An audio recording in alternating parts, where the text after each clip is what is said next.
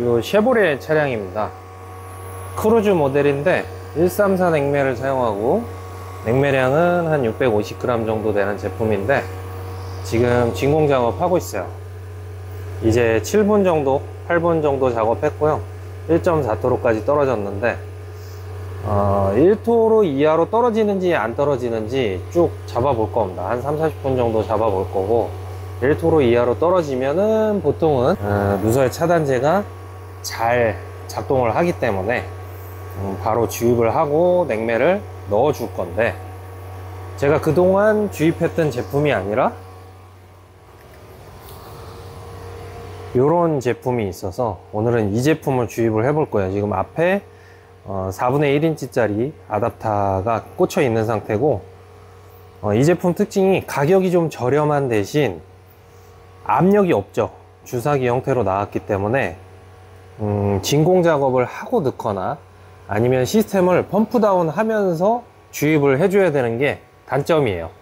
근데 장점은 가격이 상당히 저렴하다는 점이고, 기존 제품의 반 가격도 안 되는 정도가 지금 소비자 가격으로 책정이 되어 있습니다. 일단 이 제품도 당연히 누설 차단제니까 제가 보기에는 잘 작동은 할 것 같아요. 조건만 맞춰서 사용을 해준다고 한다면. 그래서 오늘 그 과정을 좀 보여드리려고 지금 영상을 촬영하고 있습니다. 저희 창고에 빌부터 사는 길냥이들인데 구경하고 있네요. 오늘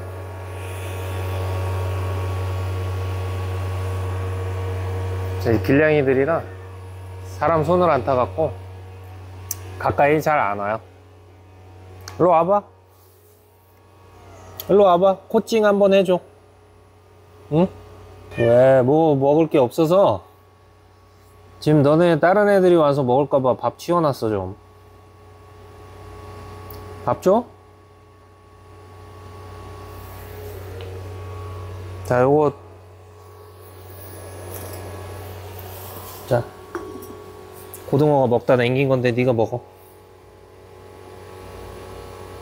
맛있어? 쟤는 캔을 먹다 남기냐? 입이 아주 그냥 고급이야. 많이 먹어.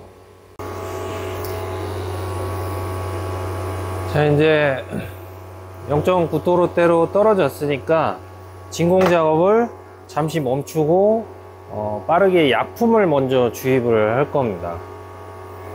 별도의 압력이 없기 때문에 진공 작업한 상태에서 빨아들이게 만들려고 하는 거고, 지금 자동차 에어컨들 같은 경우에는 이런 퀵커플러를 이용해요. 그러면 이 부분을 이렇게 오프로 해 놓으면 공기가 새지 않거든요. 그러면 요 호스를 이제 제거를 하고 여기에 주사기를 연결을 하려고 하는 겁니다. 당연히 진공도에는 아무런 영향이 없을 거예요. 지금 저압 쪽으로는 계속 빨아들이고 있거든요.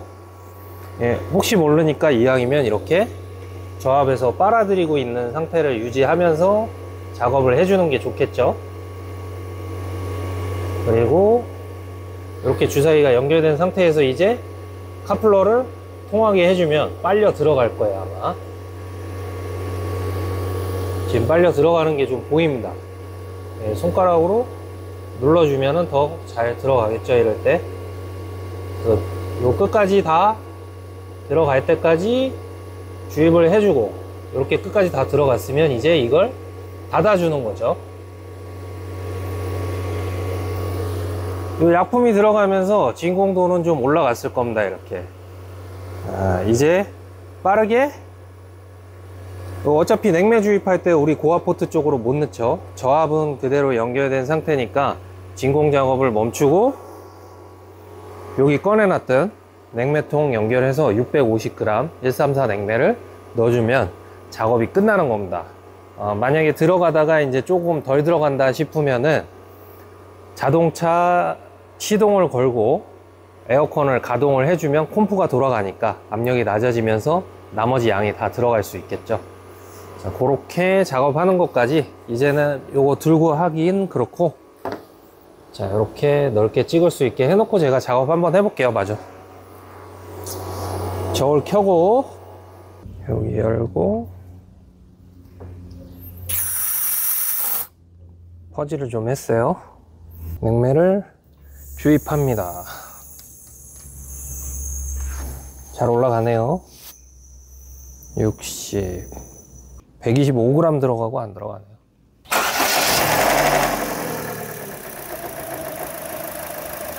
250, 650g 집어넣을 겁니다. 300, 20, 30, 이제 잠글 준비해야죠. 35, 40, 45, 조금 더 들어갔습니다. 680g 정도 들어갔고, 이제 마무리하면 될 것 같습니다. 안녕하세요, 굿뉴스입니다. 자동차 에어컨에 시공하는 거 좀 먼저 보여드렸는데 어떠세요? 뭐 그렇게 어렵지 않게 시공할 수 있겠죠. 가격도 상당히 저렴한 편입니다. 요게 지금 이제 3만원 정도 가격이 책정되어 있기 때문에 기존에 판매되던 제품들보다 가격적인 메리트도 있는 것 같아요. 자, 익스트림 울트라라고 하는 이 제품을 좀 자세히 소개를 해 드리겠습니다. 제품의 용량부터 좀 알려드릴게요. 6ml가 들어있어요. 그러면 6ml로 감당할 수 있는 시스템의 크기는 21kW랍니다. 뭐 냉방 능력으로 21kW라고 그러면은 뭐 다들 알고 계시는 40평짜리 냉난방기가 14,500W잖아요. 뭐 어림 잡아봤을 때 한 60평 미만에는 요거 하나면 다 사용이 가능하다는 거고, 용량으로 좀 애매한 경우에는 콤프에 들어있는 오일의 양으로도 알 수 있다고 합니다. 700ml 이하의 시스템에 사용을 하라고 하고요. 그리고 냉동 톤수로는 6톤 이하에서 요거 하나면 된다고 합니다. 배관의 길이가 아주 길고 뭐 시스템의 크기가 더 크다면 제가 알려드린 내용을 기준으로 해서 몇 개 추가해야 되는지 계산을 대략적으로 해서 사용을 한번 해보세요. 이런 류의 제품들이 보통은 이 누설되는 곳에서 생기는 결로, 그리고 이 약품이 같이 빠져나가서 그 수분과 함께 반응하면서 구멍을 막아주는 원리인데요. 실질적으로 이 제품을 사용을 해야 될지 말아야 될지에 대한 기준이 중요한 거죠. 제조사에서는 뭐 0.3mm 이하의 작은 구멍은 막힌다고 이렇게 알려주고 있는데, 사실 우리가 구멍의 크기를 뭐 재볼 수는 없는 거잖아요. 기존에 판매하고 있던 제품들 예로 들어보면은 한 달 이내에 뭐 몇 % 이상 냉매가 남아 있어야 된다, 정량에서. 냉기가 한 3주 이상은 잘 나와야 된다, 이런 기준들이 있거든요. 근데 제가 경험적으로 시공을 많이 해봤기 때문에 저만의 이제 기준입니다. 요건 제조사에서 알려주는 기준은 아닌데 요걸 참고해서 시공하시면 여러분 실패 없을 겁니다. 자, 첫 번째, 냉매를 보충을 딱 해주고 한 달 이상 시원하게 잘 나와요. 근데 한 달하고 일주일 지났는데 좀 덜 시원한데 이러면은 탁 가서 요거 시공하면은 백품입니다. 그리고 한 가지 또 알 수 있는 게, 제가 시공을 많이 해봤잖아요. 1토로 미만까지 그냥 방치시 진공도가 아니고 도달 진공도가 1토로 미만, 뭐 0.9토로 막 이렇게 떨어지는 게 눈으로 확인이 되면은 그런 시스템에도 시공을 했을 때 별 문제가 없습니다. 근데 요걸 판단할 때 조금 주의하셔야 될 게, 진공 펌프에 가깝게 진공 게이지 달아놓고 쓰시는 분들은 그렇게 기준으로 판단하시면 절대 안 됩니다. 제가 항상 포밸브 매니폴드를 사용하기 때문에 매니폴드 게이지에 진공 게이지를 달아놓고 호수 간격이 어느 정도 있는 상태에서 측정한 값이 그렇다는 거니까 동일한 기준으로 작업을 해주시면 좋을 것 같습니다. 요거는 이제 사용 기준이었고, 그러면 이런 걸 도대체 왜 써? 이렇게 생각하시는 분들도 있을 거예요. 왜냐하면 이제 탁 가서 누설 탐지기로 어디 새는지 착착 잘 찾으시는 분들. 근데 그렇게 명확하게 새는 부분이 나오는 누설에는 이런 거 쓰면 안 되죠. 근데 분명히 새긴 새는데 자꾸 어딘지 접근하기도 어려운 부분이 많고 찾을 수가 없을 때, 그럴 때 사용하는 제품입니다. 또 요즘에 알루미늄 응축기, 이거 너무 누설이 잘 되잖아요. 제품을 제조한 제조사에서는 실제 이렇게 권장하더라고요. 제품 시공하면서 미리 넣어 주십시오. 나중에 이 부속을 교체하는 큰 수리비가 나갈 걸 요거 하나 넣는 가격으로 막을 수 있습니다. 이게 충분히 이해가 가요. 요즘에 그 벽걸이 에어컨 응축기 교체하는데 막 공인비까지 해서 4, 50만 원 비용 들어간다면서요. 근데 이거 설치할 때 약품값에다가 뭐 시공은 되게 간단하거든요. 진공 자꾸 그냥 쭉 넣어버리면 들어가기 때문에 2, 3분만 더 투자하면 돼요. 이거 이제 앞에 아답터 끼고 세팅해갖고 넣는데, 그러면 고객님한테는 뭐 한 10만원? 뭐 5만원? 8만원? 뭐 요 정도 적당하게 받으면서 시공하면은 시공하는 입장에서도 부가가치 창출이 되고, 고객 입장에서도 나중에 응축기 터져갖고 큰 수리비 나갈 일을 이걸로 예방할 수 있으니까 상당히 좋은 제품 아니겠습니까? 또 특히나 기존의 냉장고 수리라든지 뭐 냉동기 수리 하러 다니시는 분들 보면은 정말 좀 애매하고 이런 현장에서 이런 제품들로 효과를 이미 많이 보셨다고 해요. 차량용 에어컨에도 좀 사용을 해보면 특히 좋을 것 같아요. 차량용 에어컨이 그렇게 뜯기가 어렵고 확인하기가 어려워서 어느 정도 미세한 게 확인이 되면은 이런 제품 사용하면은 아주 효과가 좋거든요. 자, 일단 여기까지 좀 소개해 드리고 이제 제품의 구성품에 대해서 좀 보여드릴게요. 자, 요런 박스 안에 들어 있습니다. 그러니까 부피가 상당히 적어요. 여러 개를 갖고 다니면서도 이 부피가 크면은 가지고 다니기 안 좋잖아요. 그럼 이 안에 열어보면은 요렇게 약품 뚜껑으로 막혀 있어요. 요거는 이제 나중에 사용할 때 열고 여기에 아답터를 끼시는 건데, 아답터가 3가지가 들어 있습니다. 자, 이렇게 총 3가지의 아답터가 들어 있는데, 요런 아답터는 하나는 16의 5인치, 다른 하나는 4분의 1인치로 돼 있어요. 그렇고, 그러면 요건 뭐냐?